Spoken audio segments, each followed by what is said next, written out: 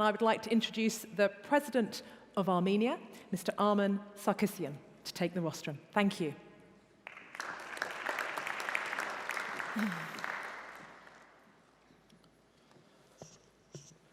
Mr. Secretary General, Excellencies, ladies and gentlemen, of course it's great pleasure and great honor for me to be present today and address this very prominent audience and talk about issues that are very key to the future of my nation. I'll try to make it short, but to the point. The first part of my speech, I will try to call it name it with a title. Probably the title will be Rediscover Armenia, or the known and unknown of Armenian nation. Of course, it's known for many of you and worldwide that Armenia is one of the cradles of civilization.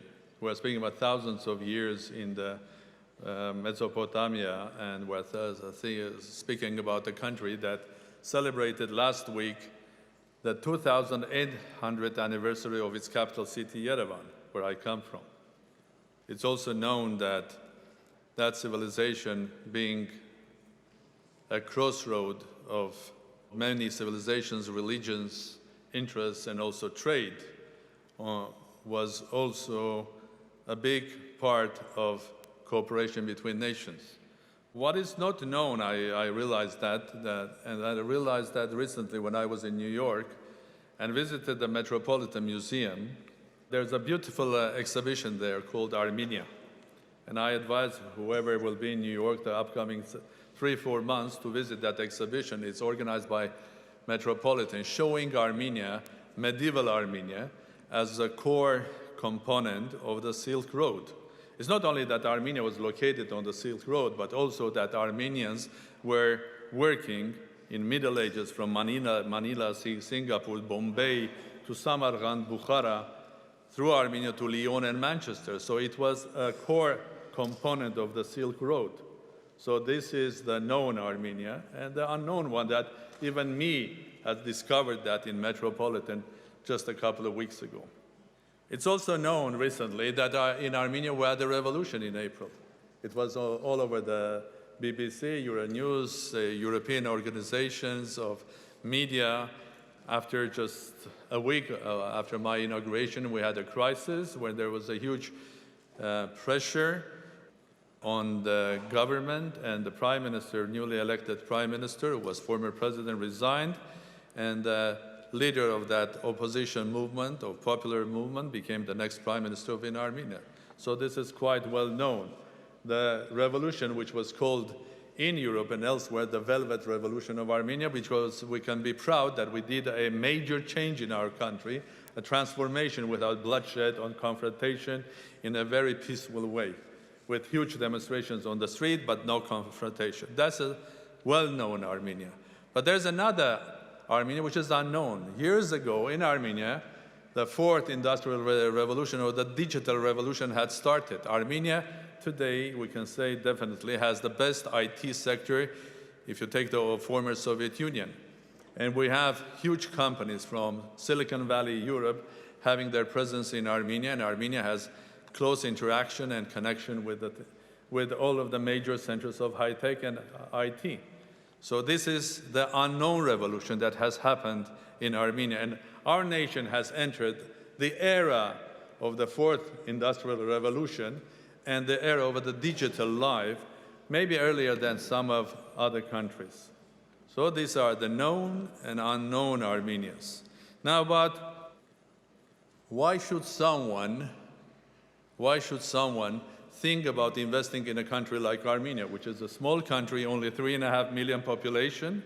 But I would like to remind that the reality is it's a small state, but a global nation. There are 4-5 times more Armenians living abroad. There are as many Armenians living in Russian Federation as in Armenia. There are as many Armenians living in our capital city as in Los Angeles, or in France, or in Middle East, or in Singapore. There are huge. So it's a small nation, but it's a small state, but a global nation, which in the 21st century is a great advantage. In the 21st century, the world is becoming smaller and smaller, interconnected, interactive, having a global network, one of the rare states and nations in the world that has this advantage. The second is that we are a state that has very good relations culturally, economically, politically, and we have signed in November last year an agreement with European Union, a deep agreement with European Union. In the meantime, Armenia is a part of Eurasia Economic Union. Factually, we are the only state that is building bridge between Eurasia economically and Europe, and we would like to continue this to happen. Third factor is the one that I said already, is that we are a global nation. And that global nation in the 21st century is completely involved with the country, involved in a way that even during the revolution, it was not a revolution of a classical style with a political party, organization, demonstration. It was something of 21st century after the Industrial Revolution.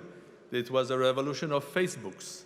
And those who were participating were not only the citizens of the Republic of Armenia, but also those who lived in California, in Argentina, in France, in Britain, or in Beirut, or in Armenians in Madras. So the whole Armenian nation, which is beyond around 12 or 15 million, was engaged in the changes, political changes.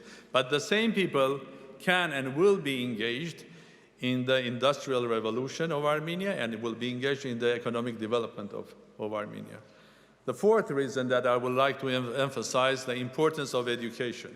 It was known during the Soviet era that Armenia had very high level of education. It's not an accident that except very good universities in the country, research centers on physics, chemistry, biology, small Armenia had an electron positron accelerator and a world-famous astrophysical center in Burakan.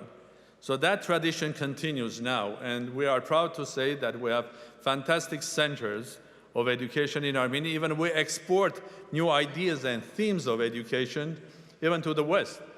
Just a couple of weeks ago in Paris, they opened a center which is called TUMO, an idea of giving extra school, outside school education in high-tech and digital education, which is an avant-garde of 21st century, how you teach children to become an IT experts and how to use computers. It's a network in Armenia. It's a joint venture of someone that were used to work in Intel, Armenian diaspora, and local Armenians with the government. So we export this now to Astana, we export now to Paris, tomorrow to St. Petersburg and Moscow, and so on and so forth. Education matters here. And then, of course, stability of the economy. Last year, Armenia showed something around 7.5% of growth. We had a revolution. This year, we're going to show more or less the same result. So nothing changed. There was a big change, political change, but the economy was stable. Armenia has probably the best financial and banking sector in the network of former Soviet republics. We have more than 20 banks, and they are representing banks from HSBC, Crédit Agricole, other European banks, banks from Lebanon, banks from Cyprus, banks from Greece, Iran, and so it's an international banking sector, again very stable. During the revolution, huge crowds, hundreds of thousands of people on the street. Usually under the pressure of revolution, things will be happening where the banking sector, the financial values will diminish, or the national currency will suffer. No, not in the case of Armenia. Armenia is economically, financially stable country. And then when you look at the sectors of Armenia, be that the mining in copper, gold, or molybdenum, be that in agriculture, be that in tourism. If you take agriculture and mining, the government, the new Armenia is looking for sustainable and clean mining, sustainable, clean, natural agriculture. We're looking for increasing the tourism several times, and so on and so forth. So overall, if I try to bring this picture together, I'm here to represent new Armenia, Armenia of 21st century, where this country is not only new with a new government or new leadership or new ideas, but also by spirit. I will call this revolution not only revolution, velvet revolution, but revolution of Armenian style and the development of the country, I will call it the new Armenia. I will name it young Armenia. Young not in the number of the years of the age or something, young by spirit. And young by spirit means also participating in the Industrial Revolution. I will be happy to invite ladies and gentlemen to visit Armenia and to take part and invest in the new Armenia, Armenia of 21st centuries. Thank you. Thank you.